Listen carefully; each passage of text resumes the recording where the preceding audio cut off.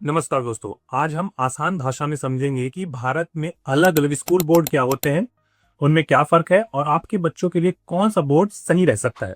तो सबसे पहले बात करते हैं सीबीएसई की, जिसे आप देश भर के बहुत सारे स्कूल्स में पाएंगे। सीबीएसई का पाठ्यक्रम देश भर में एक जैसा रहता है, इसलिए आपका अगर ट्रांसफर होता है या शहर बदलना पड़ता है तो बच्चों के लिए स्कूल बदलना थोड़ा आसान हो जाता है।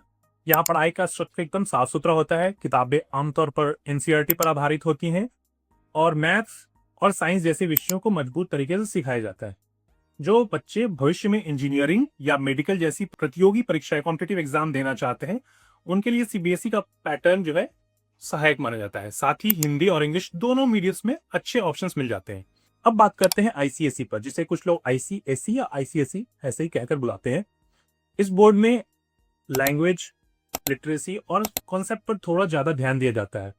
यहाँ सब्जेक्ट्स में गहराई अच्छी होती है और प्रोजेक्ट व असाइनमेंट भी महत्वपूर्ण भूमिका निभाते हैं। अगर आपका बच्चा पढ़ने लिखने में या एक्सप्रेसिव है और सब्जेक्ट्स मैटर को डीपली समझने में इंटरेस्ट रखता है, जैसे कि लिटरेचर है, सोशल साइंस है या साइंस, तो यह माहौल उसे सूट कर सकता है।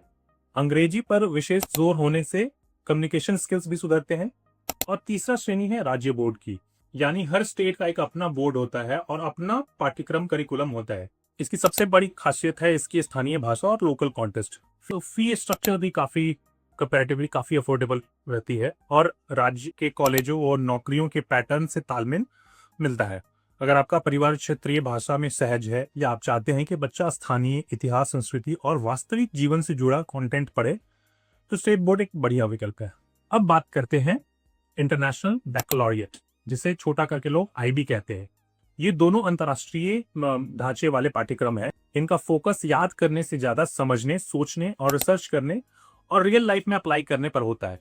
बच्चों से सवाल पूछने, प्रोजेक्ट बनाने और प्रेजेंटेशन देने और अलग अलग विषयों को जोड़कर समझने की उम्मीद की जाती है। अगर आप योजना बना रहे हैं कि बच्चा आगे चलकर विदेश की यूनिवर्सिटी में पढ़े, तो ये पाठ्यक्रम वहां अच्छी तरह से पहचाने जाते हैं। इसका माध्यम अधिकतर इंग्लिश होता है और विषय चुनने में भी काफी फ्लेक्सिबिलिटी मिलता है।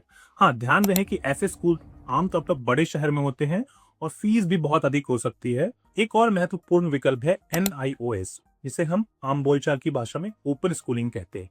ये उन बच्चों के लिए मददगार है जिन्हें किसी कारण से नियमित स्कूल जाना मुश्किल हो जाता है या जिन्हें पढ़ाई की रफ्तार अपने हिसाब से रखनी है।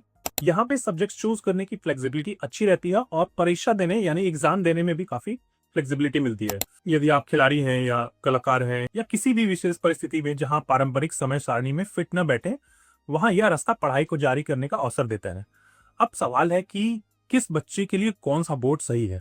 इसे सरल तरीके से समझिए। अगर आपका बच्चा साफ सुथरी किताबों से पढ़ना, अध्याय दर अध्याय आगे बढ़ना पसंद करता है और आगे चलकर इंजीनियरिंग या मेडिकल जैसी परीक्षा देने की सोच रहा है, तो सीबीएसई एक आरामदायक यानी कि काफी कंफर्टेबल ऑप्शन रहेगा। अगर उसे एक लैंग्वेज या क्रिएटिव राइटिंग या प्रोजेक्ट और सब्जेक्ट्स मैटर की गहराई को खंगालना अच्छा लगता है, तो आईसीएसई अच्छा विकल्प रहेगा। अगर आपका परिवार स्थानीय भाषा व संस्कृति में सहज है और आप किफायती, अफोर्डेबल और निकट के विकल्प चाहते हैं, तो स्टेट बोर्ड समझदारी भरा डिसीजन हो सकता है। अगर आप चाहते हैं कि बच्चे की सोचने समझने की क्षमता, रिसर्च, प्रेजेंटेशन और रियल लाइफ से जोड़ने की आदत मजबूत हो और आगे विदेश में पढ़ाई की संभावना है, तो आईबी या कैम्ब्रिज अच्छे ऑप्शन रहेंगे। अगर बच्चे को पढ़ाई में फ्लेक्सिबिलिटी चाहिए, टाइम का थोड़ा रेस्ट्रिक्शन है या स्पोर्ट्स या कला में गहराई से जुड़ा है या किसी भी कारण से नियमित दिनचर्या मुश्किल है, तो ऐसे में ओपन स्कूलिंग बहुत ही कंफर्टेबल ऑप्शन है।